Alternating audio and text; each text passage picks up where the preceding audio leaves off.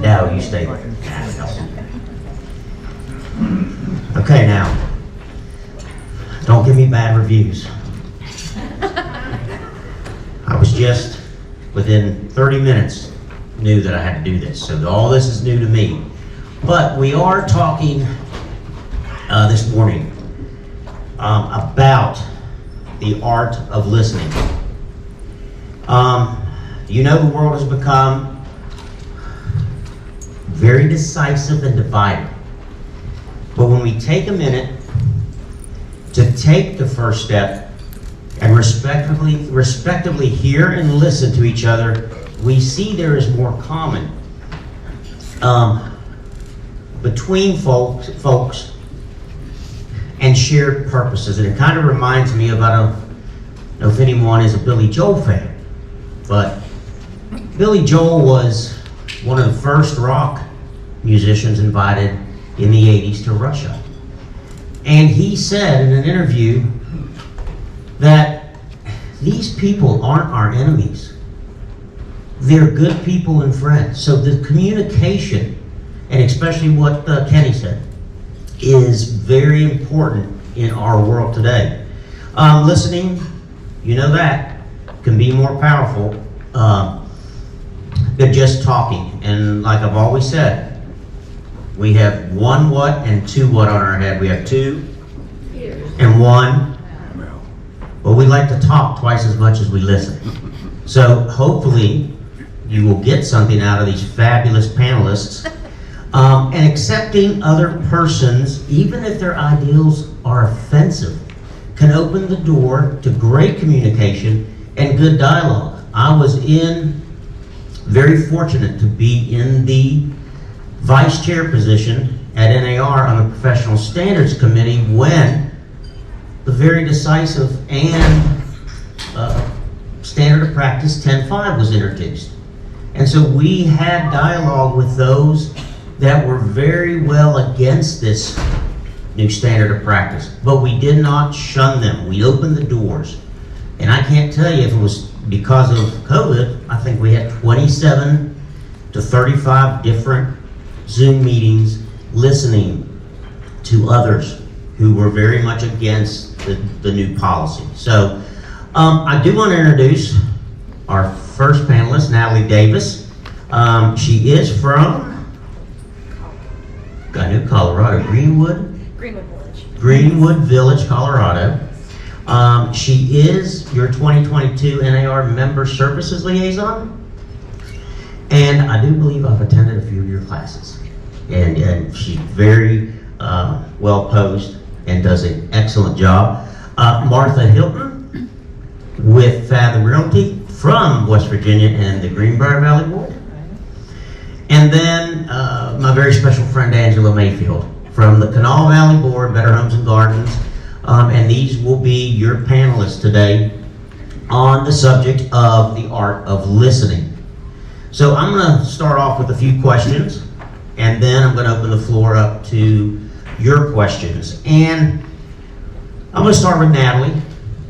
And Natalie, can you think of some times where simply listening led to successful outcomes? Always? No, and they don't always. So that's a great question. When I first heard the question, I think my journey here to work in this space is as a result of listening. As you heard, I'm joining you from Colorado. I do quite a bit of work in the space of diversity, equity, and inclusion for our association. I have the opportunity to teach the At Home with Diversity course and the Bias Override course. And as I started on this journey, what I found is that the realtor family had so many personal stories to share in terms of unfair treatment that they've received, that their clients have received.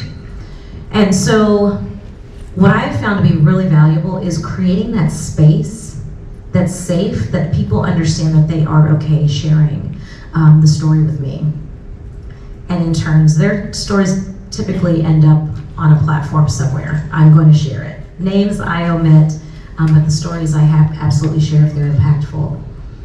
The thing that creates that space for listening, and why I say always, is that I always set the foundation to have that conversation by saying, we're gonna enter into this conversation from a place of respect and curiosity. And what I've found is if you are respectful and curious, even when talking to someone that has an opposite opinion of you, that it's hard for feelings to get hurt and hard for you to hurt other people's feelings.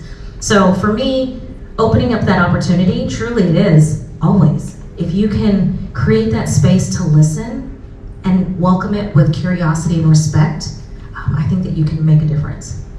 Okay, thank you. Martha, Yes, sir. can you think of some time where simply listening led to a successful outcome? Well, it's one of those things, I think we have that opportunity every day we work in this business. The folks that you work with daily all have different needs and different outcomes that they're expecting, not only from what you do for them, but for what's going to be happening in the process. But I think one I just finished up, I had a young lady who just assumed that everything was going to be taken care of by me and by other people. Y'all don't get that, do you? That you're supposed to do everything that goes on in their world. And so through listening to this woman, I had the pleasure of saying, okay, now let's just calm down. She's, everything, the cart went way before that horse. Y'all ever had that? The cart getting before the horse. And I just had to say, listen, it's going to be okay. Don't put that cart there. Give us time to make sure that we can do the process like we're supposed to. I can't assume that this is going to happen just this way. We're going to take one step at a time. Well, I don't know. I think that they're going to want that. And it's like, please, it's okay. It's Zen. But you're having to listen because they have all kinds of other things going through their head, right? And we all, if we don't listen well and pay attention to the little things that make them a little anxious in this process, we get out of sorts with them and then they get upset with us. So if we can just take that moment and help them to kind of get back to their zen, they're a little bit better all the way down the line. And it worked out well. Okay, thank you, Martha. Angela. Same question. Same question. Can you think of some times when simply listening led to successful outcomes? So similar to what the other two panelists said, I think for me, sometimes when you have a client, and I'm going to do it from the real estate perspective, that is upset, letting them, and I'm sure everybody had breakfast, so I apologize in advance for this particular comment, but to let them verbally vomit. Sometimes people are so upset that you just need to listen and be quiet and let them say everything that they need to say and know that it's not towards you, that they're not attacking you, that you just need to listen and let them get everything out. And sometimes at the very end of that, they've solved their own problem. And sometimes they don't want you to solve it for them. They just need a listening ear and they need someone to know that you empathize with that. So for me, listening and letting someone get all of that off their chest has led to success sometimes because they've solved it for themselves. And that's very true, especially in our business, and everyone can relate. The best invention is caller ID. And one thing that I do as a broker is I let that phone ring, and if I don't know them, I let them leave a message, and they'll vent. When you have a 2-minute message, you're like, uh-oh. And they'll vent, and then I wait a little bit, let them calm down. Then they'll call me back before I even had a conversation.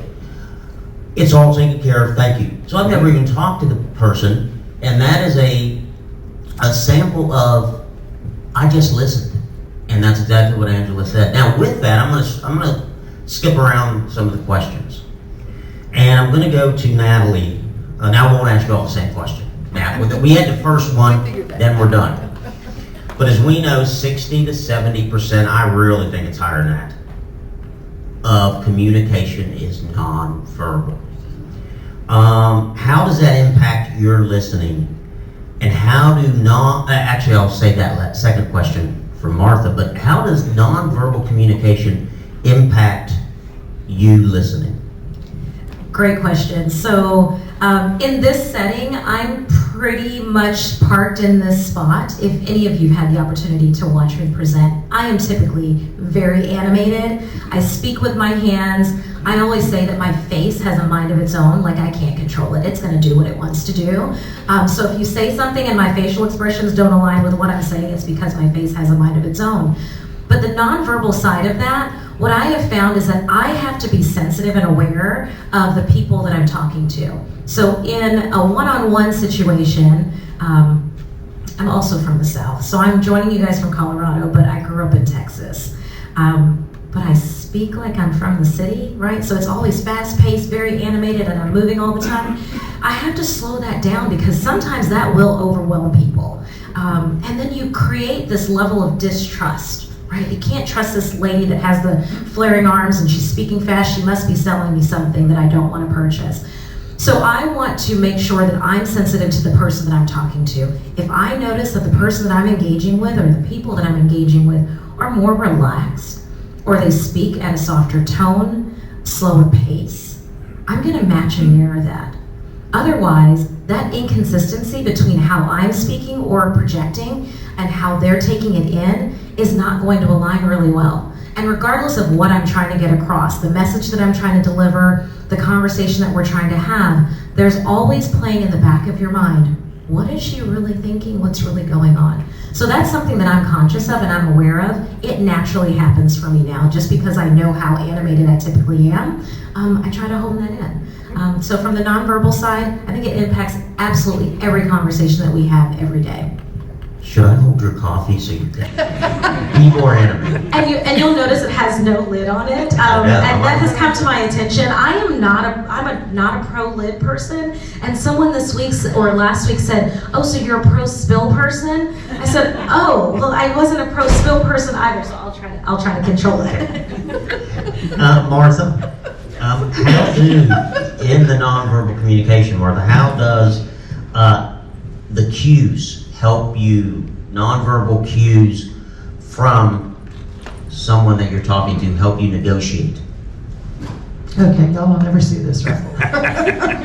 People that kind of get squared up in themselves and they get tight, and you watch them. And I think that's one of the, not only, okay, we're realtors, so what do? We look at everything, right? When you go to a house, you're looking at stuff. So when I'm sitting down with someone and I'm going to be looking at them, watching their face, and she's smiling, oh, that's good. But if I'm looking at somebody and they're sitting there like this, you know that there's a whole different manner going on with these folks. Or maybe it's somebody, the physical cues are big, and you have to pay attention. Maybe how they walk to you, it could be how they sit, it could be how they stand. I mean, just anything, right? You just have to be paying attention, because in your mind, you're going through all this stuff. I mean, I don't know about y'all, but do you ever sit down and you look at somebody and know what they're going to say? I know what they're going to say. And then they say something totally different. And you're like, oh, phew. It's one of those. But the cues of them and how they react to you. And I think one of the things while she was talking, and that's another thing, do you ever think forward about, she's talking to me and I'm going through all this stuff. I read when I was getting ready for this panel that apparently your mind does 800 words a minute, but you can only speak 120 to 150 words a minute. It's totally different what your mind can do to you, right? So you have to be careful that your mind doesn't get ahead of what you're doing with your folks, no matter how they look at you, but you have to take your time and pay attention to the little cues that they give you all the way down the road, so that you're comfortable with whatever they might bring to you, right? And so you just kind of have to, if they're doing this, you just try to be open, and so that they can feel comfortable with you and not get the cue that you're coming back at them with the same thing. A lot of times it makes it a little bit easier for them not to be so, what's the word I'm looking at, hard back to you as far as how you're reacting to them. But if you can just kind of give them the cue to be just calm and collected, it seems to work really well. Angela, it's your turn. Angela, we're going to stick with the nonverbal. And Angela sits, and a lot of you have been on the Professional Standards State Committee for West Virginia. And one of the hardest committees and is the professional standards and the hearing panels. And Angela has sat on these hearing panels, and when we are taught for the class to sit on this committee in December, your nonverbal communication as a panelist, and Angela's been there, is very important not to show the And so, Angela, how does nonverbal communication in your committee, as far as professional standards, how do you try to not show that communication? And what are any tips you have? I'm just mean, Mark, so I I just know. make a mean face, that's all. One of the questions that the two panelists answered, I took that from a different approach, if I can backtrack. Please. With today and technology, seeing someone like we're seeing each other, that's not as common as it's changing. You know, communication's changing, so we are texting people, you know, and so it is hard to get nonverbal communication from a text. So emojis are extremely important because I may be having a good day where I'm showing something and someone asks me a question and I type no. But on the other end, they're like, oh my God, she's mean. What? So it's that texting and communication and nonverbal, I think, is really difficult. But in regards to panels, keeping a straight face is very difficult. Not rolling eyes, not sighing, not slouching. It takes practice. And when you think you're doing a good job and that one eyebrow raises, you realize, I haven't done a good job. But like anything, practice. You don't do well, you fall down, you get up, you try it again. So I just try to keep a straight face. Thank you. And texting, yes, is very, because if you know, I don't know about you, but when I get a all caps text from Jeanette, oh my Lord, I know I'm in trouble. Jeanette's his wife. They don't know that. Natalie, tell us one of the first steps you take when engaging with people as far as communication. Kind of reminding briefly why we're together, talking, sharing a story. What is your first steps? I think it goes back to what I started with, starting from a place of respect and curiosity. And that's not a secret, right? So if we're having a challenging conversation, or if I'm just connecting with someone, obviously you're excited and anxious to meet the new person. But if we're having a conversation around a subject matter that may be a little bit more sensitive, I don't sugarcoat it, right? Let's have this conversation from a place of respect and curiosity. But something that's important to me, eye contact is important. When we talk about coming off of the nonverbal communication piece, it's important for me to make sure that I have that opportunity to have eye contact, even if we're Zooming, right? If it's through virtual interactions, still connecting and having eye contact on through our monitors. If you don't know where your camera's located on your monitor, figure that out. It makes a difference if you're talking to yourself or if you're talking to the person. When I say talking to yourself, that means that you're looking down at your face in the monitor versus making eye contact with the people that you're connecting with. That's probably the biggest piece. And then making sure that we have appropriate interaction. I am the worst with names, but I try to at least pronounce them correctly. So understanding who I'm connecting with, what their preferred name, nickname may be. And then I start to listen, again, subconsciously, it happens for me. I try to hear how they start to describe things, explain their experiences, their wants, their needs, and listen to their personality type. So whichever personality assessment platform you utilize, that's neither here nor there, but it does play a role in how I'm going to react and respond to that individual moving forward. So if you have a person that you connect with that you realize right off the bat, if you're looking at DISC assessment, they're high, strong D, or power personality, then you know that you need to keep those conversations intact, right? Succinct, bullet points. Don't do the long messages when you're connecting with them. Don't leave the long voice messages. They're not going to listen. They're more task-oriented. That's naturally happening. How they answer questions that you ask them, how individuals answer questions as you ask them, will tell you very quickly what type of personality they are. I'm also a ninja instructor, so I go power, party, peace, perfection, and my brain automatically goes to that. And so if I'm connecting with a peace personality individual, I'm not gonna say, we need to make a decision right away, because I've just scared them, right? Like, they can't make that decision right away. They're more interested in the relationship.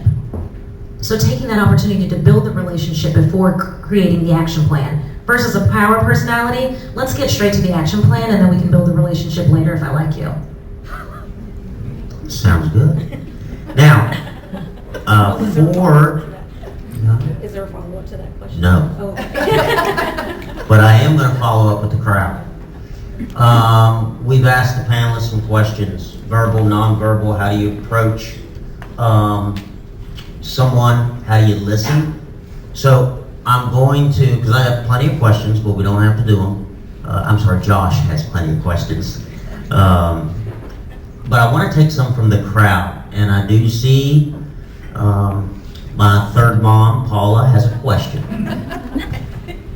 More of a comment, which Angela brought up about the texting, because especially since COVID started, we seem to be doing that more and more and more. We don't talk on the phone to each other, especially, especially agents. I can't tell you how many agents I have not met at all during the whole transaction. That we don't even see each other. Also, as Angela brought up, the intent of the text and the meaning that comes out of it, and you're reading it and you're like, oh, okay, are they thoroughly explaining themselves? Am I getting this the way they're saying it? So I am like Natalie. Natalie, you and I are sisters, girl. I right away want a jerk reaction and answer that text, and I find myself having to take a step back and really analyze what are they saying to me. Or I will say, do you have a minute to talk? Can we have a conversation? Because sometimes it gets worse and worse if you just keep texting back and forth. Find that too? So I really have tried to really listen through text conversation. Thank you, Paula. Thank you, Angela. Any questions? Other questions from the audience? Doug? For Natalie, what is that initial? What does that initial conversation sound like to let them know that you're coming and that you want this conversation to be with respect, and what does that start out look like? Absolutely. So are we, and I'm, for sake of conversation, just based off of the topic, if we're talking about DEI specifically, right? So that's diversity, equity, and inclusion. It truly is, hey, I'd love to sit down and visit with you. Are you open to a conversation? And so yes or no. Wonderful. Just to set some ground rules, is it okay if we enter into this conversation from a place of respect and curiosity? And then wait for that response. I don't sugarcoat it. Yeah. I do the same, and this is not my area, and Kim does the education on this piece of it, but it's the same when we have our clients that kind of push the envelope when we know that it could potentially be a fair housing violation, right? And then it's, you know, here's the thing, I have to uphold the Fair Housing Act, so I'm not allowed to do that. I don't sugarcoat it. It is what it is, and that's how I have to operate. Thank you. Thank you. And I attended in San Diego the implicit bias training with you and Ron. Yes. And that class could have lasted all day. And Natalie was very engaging. She did not sugarcoat it. And there were questions that came from the audience that were pretty abrupt. And you handled it perfect. So if you ever have a chance to take that class, or any class with Natalie, please jump on that opportunity. Any other questions from the crowd? Yes. I'd love for Natalie to talk a little bit more about the piece, the different places you come from. Ah, yes. So the personality types. Are there any ninjas in the room? Okay, couple of ninjas. Okay, so it's easier for me to do it based off of the ninja correlation. It's basically the same as disc. I think they're now colors and elements of the earth. I keep it simple. So the 4 quadrants are power personality, peace personality, party personality, and then you have perfectionist personality. And I jumbled those up. So it's power, party, peace, perfection. I am a party power, surprise, if you didn't pick up on that. So in terms of the personality types, the left side of the quadrant, which is your power and your perfectionist, they're task oriented, right? They're driven by getting to the task. What's the objective? What do we need to achieve? What needs to happen? The right side of the quadrant, which is your party and your peace personalities, they're driven by relationships. And they want to make sure that everyone around them is okay. They want to make sure that they're okay, but it always has to involve the person. Versus your power and perfectionist, they want to make sure that the transaction is going to be complete and efficient. So task oriented. Okay, and I did see one other hand. Yes, Kim. When thinking about equality, inclusion, and diversity, as a realtor, what's the one thing we need to be most aware of when we're first meeting somebody? I'll start if that's okay. There's one thing and one thing only that will serve you best, and that's in your processes. If you have a repeatable process, taking absolutely every person through the same process time and time again is your best bet. Because you're basically ensuring that you're providing equal service to everyone, right? So you don't have that, it's not clouded in terms of what you're wanting to do. As realtors, we want to make sure that everyone feels special and they get the extra treatment. That's special treatment. It's preferential. Now, not every client receives that same level of treatment. So when I say repeatable processes, it starts at the very beginning. Do you have a buyer intake form? I had this conversation with a group of realtors a couple weeks ago saying, have a buyer intake form or a listing intake or consultation form so that you can just go through that process. And this specific realtor that I'm having the conversation with, she had young kids. And she said, sometimes I just take the call and it's bath time for the kids. Okay, well, where are you writing things down? And how do you know if you've taken everyone through the same process in terms of the questions that you ask? So I think when you're establishing those new relationships, having a process that you take them through and repeatable to the point that you can pull it out on a piece of paper. I know that we are great for having repeatable processes that live in our brain. Just write it down, and you can hand it over to anyone. It also keeps you out of hot water in the event that someone says that you didn't treat them fairly. Then you can protect yourself to say, nope, I absolutely did. This is step number 7 in my process, and this is how I handled it with them. And that's an excellent, I want to go to Martha now. That was an excellent segue into the question you had, Kim. And I always tell agents, and I teach the professional service model. And it's the McDonald's professional service model. Because we've all been to McDonald's. And why do we like McDonald's? Because it tastes the same no matter what part of the country you're in. And you're going, how in the world can a 17-year-old kid make a quarter pounder with cheese taste the same as a 17-year-old kid in Florida that can do it in West Virginia? Because McDonald's has a professional service model. They treat as we treat people, they treat every hamburger the same way, and they have a list. And just as Natalie said, you start and then you take off on the way that the clients want you to go in the direction. So Martha, with the professional service model, what Natalie started and what Kim asked, how do you listen, treat everyone the same and be inclusive? Oh, I would love to say I'm that good. I'm going to be truthful with you because I don't think we're always, I'm not, I'm just one of these. And so it's like, yeah, I can help you. There's a lot of us that just go forward and do what we do. I will also add to this right now because we've gone through COVID, we're still going through COVID. How many of you all have a little brain fog every now and then? Okay? Understand, I have a son that's 37 years old, and he says to me yesterday, Mom, I don't understand, but all of a sudden I've started asking people to start again. he all of a sudden can't put things together. He just got over COVID about 2 months ago. But he's having an issue with not putting things in order. So you have to make sure that you have this process going on now more than ever. And I mean, I will take task that I need to do this better. And, you know, not writing things on top of a cereal box because I had a phone call. I'm in my kitchen.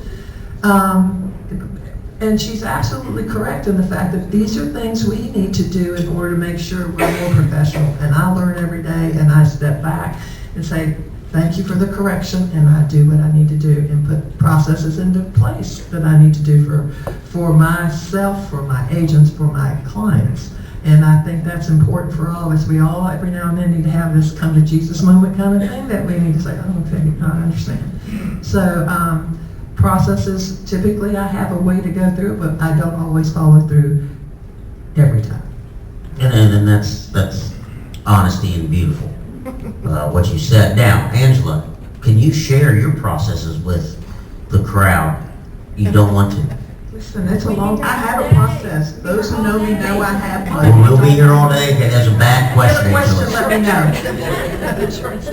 I have it on paper and electronically. I do. I'm wired that way. That's my forte in personality types. So I do have a process. Now, it is equally not good because you can get stuck in the process. So I have to be mindful of that as well. But yes, that's me. Okay, well, I'm going to keep the microphone. And we've all been in lengthy conversations. And our mind may drift. Because right now, some of your minds are drifting. And some of you are thinking, I need that other extra cup of coffee. But you start making small judgments in lengthy conversations when your mind drifts. And what helps you suspend that natural activity of your mind drifting when you're in a lengthy conversation? Why do I get the hard one, Mark? I love you. So I think everybody does that. And I think that you start to think of an answer before the person has finished speaking. So for me, I try to say to myself, Angela, focus. And then maybe a little pinch, focus, girl. But I think that's, for me, that's what I do, is I have to remind myself to focus. I have to remind myself that I'm here to listen to them. I'm here to maybe not necessarily problem solve, but again, to listen. And I'm human, so I think we all wonder. We just have to remember to come back and focus. Don't talk for a long time. See, I'm quick. Go ahead, Mark. Okay, and I think one of the things that, where I might not pinch myself, but that might be a good idea sometimes, but you might want to use the question, now let me understand what you're saying at this point. You might need to pull them back into you so that you can have this conversation again, so that you get back in focus too. You say, now, am I understanding you correctly? This is what you're saying, or did I hear you correctly? Because sometimes maybe what you thought you heard in this diatribe that they're giving you might not be exactly what they were saying, and maybe you just need to have them get a little bit more succinct for you. And that, to me, is how I do that. Okay, and then Natalie, I'll let you kind of answer that question, but as Martha stated, one of the first things I learned when I started in this business with my first broker, Mr. McGuire, he says, ask a question, or answer a question with a question. And that is a great conversation continuation. And if you don't understand, and I know we only have 10 minutes because I got stories, but I won't tell you a story about it, but still, if you are stuck, can you speak to that on how it does your mind drift, and some tips on, like I just said, ask questions with a question? I think that's the perfect answer. It's just to continue to ask questions. It's multifaceted, right? So you're asking questions to make sure that you truly understand. So you have to actively listen if you're wanting to know what question you're going to ask next. And using those questions to clarify that you understand what they're saying, and to make sure that they're actually saying what they think they're saying, right? We know that when we're talking to our clients, they think that they're telling us one thing, and the reality that's not the message that they just delivered. And So I don't think I'd have anything further to add other than the question asking. I think that's the powerful piece. But you have to actively listen to hear what question you're going to pose next. Thank you. Now we have, according to the timekeeper, 8 minutes left with this panel, and then we take a break and we bring up another panel. So within the 8 minutes, with what we've talked so far, any questions from the audience? Doug? Just real quick, any special questions that you all use in order to determine quickly the personality type? That to me is really the crux of a lot of situations with your client. The more you can start to narrow down, are they going to be the facts only, or are they going to be the I want to be your friend? Are there standard things that you put into a conversation in order to pull that info quickly? Did everyone hear that question? Okay. No. What questions? Was that for me tonight? Well, all of you. All of you. So Doug asked the panelists, what questions do you ask to start narrowing down some problems or get to a solution? Is that basically what Well, you the personality type to get their personality? Yeah, because there you're really narrowing down. If you can ask a lot of questions and get a lot of answers, Yes. but if you're working the wrong personality type, Yes. you're not getting there very fast. Okay. Absolutely. So I'll start. I'm always listening to hear how they answer the question. Also, I start with the environment that we're meeting in, right? So if you have a person that says, well, just come on over to my office, we can meet for 15 minutes, that's a power personality. They're in control. They want to take control of that stage. If it's someone that says, hey, can we meet for cocktails? I'm thinking about buying a house. Probably a party personality, right? Natural environment, we're gonna have a good time and kind of talk about real estate, right? So you already know before you get into that meeting. If you have someone that says, can you send me your presentation before we get together? Perfectionist. Angela's laughing because I've already heard just in how she's answered some of the questions today.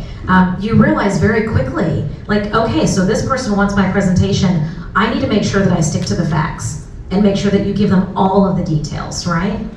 Peace personality, well, what time is best for you to meet, Doug? Right? I don't want to take control of making the decision. You make the decision. Tell me what's the best time to meet. Yeah. And so there are natural things that will happen for these, and it's not cut and dry every time, but you start to hear these small little statements that are made that you can pick up and you say, oh, okay, I'm going to start to work either towards the relationship side or keep it very task oriented. I think you're also going to find out who's in charge. You know, you're either going to have the husband or the wife. Mhm. Okay, how many of you think that the wife's in charge? You know, okay, but you know, who's contacting you first, and what are they saying, and how do you go about trying to figure out who else is in the picture too, as well as, so the questions are, like she said, they're just various different ones that you're listening for to find out who's going to be doing the questioning to you and who's going to have the control at that point in time. And all hers are pretty good. I'm not even going there. So, specific questions, I generally ask Doug if someone likes a little bit of information or a lot. I find myself asking that question. And do you like details or graphs and charts? I'll tend to ask those questions. I'll also, I use a lot of analogies. I've learned a lot from listening. It's, I guess, R&D, rip off and duplicate. So I've learned to ask questions like Planet Fitness. There's a no judgment zone. So I try to talk to people and say basically the same thing you did as far as this is an opportunity to talk and explain. There's a lot of ways to, I know you're buying, but it's different for every person. So let's talk a little bit about what your objective is and what your situation is. And from getting those answers, it tells me how I have to behave. And I meet the person where they are. I talk fast as well, but I can slow down and change my tone and talk to someone else and meet them where they are. And I tend to meet with a lot of older clients for some reason, in their house, face to face with some coffee and talking and meeting multiple times. But I've also, with Paula, started with someone who sends me a long text that is I really don't want to read it. I'll open it up and go, woo. So then I read it, and I've learned to use video, and I'll send back a video answering their question because it's not always cut and dry. And the person responds back with another long text. I respond, and they thank me, and I respond with another video, and then the person came back and said, girl, you ought to put these in a tutorial. So I was like, oh, maybe I don't have to say it twice. I should start numbering these. So there's lots of ways to communicate and listen. And you're also going to find that when people are coming at you and you're asking these questions and they start getting a little bit upset about something that's going on, the thing that you have to also pay attention to is how you're responding to this coming to you. And sometimes if they're being really, really loud, you have to get really, really, really low. Does that make sense? Sometimes you have to pull them down to you instead of you going to them. It just, you have to kind of take that, what you're hearing, and say, okay, there's issues beyond what they're saying. And you just have to get them to that point of calming themselves down. And if you ask in a much lower tone and get really, really soft, they come back to you that way too, I find. Anything to wrap up, Natalie? She didn't know she was Of going to course. do this. The one thing that I'd leave you with, it's progress, not perfection, right? We talked about having repeatable processes. If you don't have one now, it's okay. Like Kenny said, plant the tree today. Reach out to Angela. Just duplicate, right? What is it? Replicate and duplicate, R&D, right? So it's progress, not perfection. We don't have to have all of the right pieces in place right now, but if we constantly, daily move towards being better, I think it just makes us better professionals to better serve our clients. Okay, and this all ties back to creating relationships. You know, we talked about the earlier how the market is and what it's going to be like in 6 months. We need to start having personal face-to-face relationships with your clients. Now's the time, because next year it may not be as easy as a click sold. So we need to create these relationships by listening, taking away what the panelists have said, and it's about reputation. And you know, in this business, reputation is king. So I want to thank the panelists, and we are going to take a Tony. We're going to take a break. Tony, how long?